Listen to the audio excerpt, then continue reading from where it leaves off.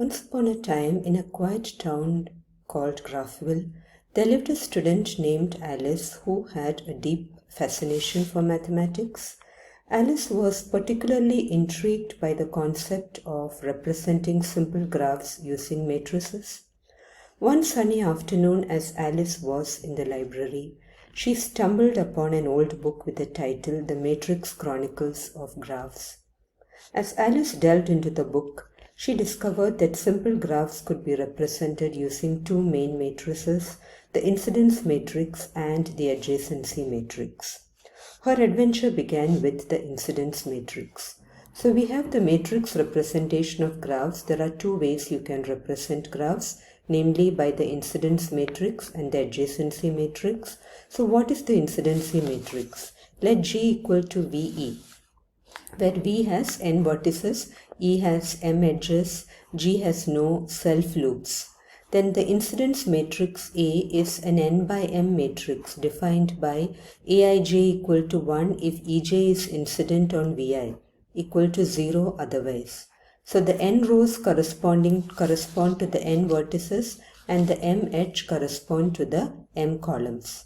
And every element of A is either 0 or 1. So the incidence matrix is also called a 0, 1 or a bit matrix. The incidence matrix of a graph depends on the ordering of the vertices and edges of G. So write the incidence matrix of this graph. So we have V1. When is it said to be 1? If there is an edge going from it. So corresponding to V1 you have E1, E3 and E7. So you write a 1 under E1, E3 and E7. Corresponding to V2 you have E1 and E2. So write an edge under E1 and E2. For V3 you have E4 and E2 and E3. So write an edge for E2, E3 and E4. For V4 you have E5, E6, E4, E7. So write 1 underneath E4, E5, E6, E7.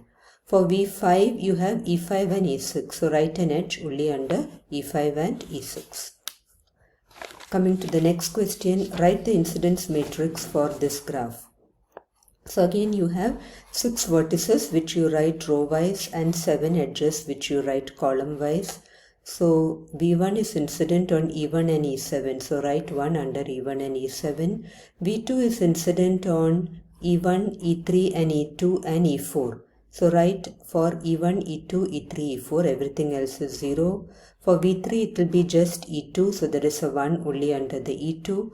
For V4 you have E4 and E5. So write a 1 under the E4 and E5. For V5 you have E6, E5, E5 and E7. So write a 1 under all of them. For V6 you have E3 and E6. So write a 1 under E3 and E6.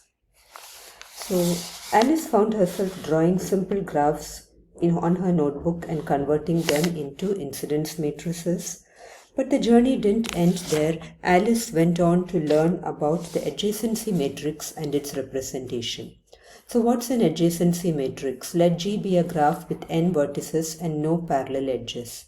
Then the adjacency matrix of G is an n by n symmetric matrix. So notice that adjacency matrix is symmetric, whereas an incidence matrix is not.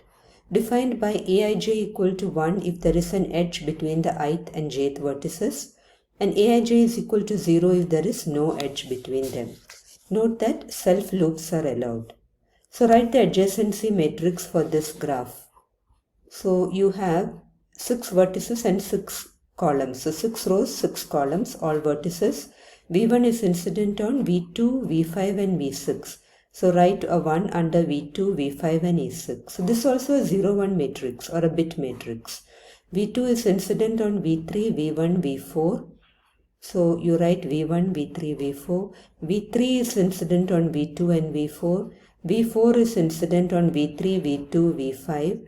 V5 is incident on V4, V1 and V5 again. So write a 1 under V5.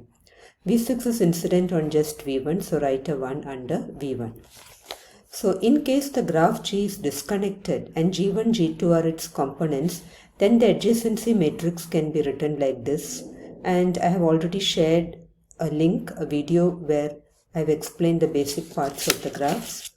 Now, two graph G1 and G2 are isomorphic if and only if the adjacency matrix of one can be derived from the adjacency matrix of the other by interchanging rows and columns. So draw the graph whose incidence matrix is given by this. So here it's an incidence matrix. Now you are given the matrix and you have to draw the graph.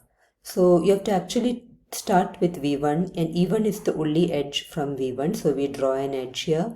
V2 you have E1, E2, E3. So E1 is already there. Draw E2 and E3. V3 you have E2, E4, E5, E6. So E2 is already there. E4 you draw, E5 and E6. V4 you have E5 and E6. So E5 and E6.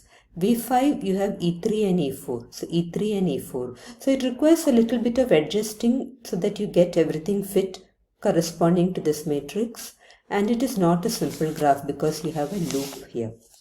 So Alice went on to learn about the adjacency matrix and its representation, and Alice's newfound knowledge enabled her to tackle real-life problems. She used matrices to optimize bus routes for her school, and thus the journey into the world of graph matrices can connect you to a realm of endless possibilities. Subscribe and share. Thank you.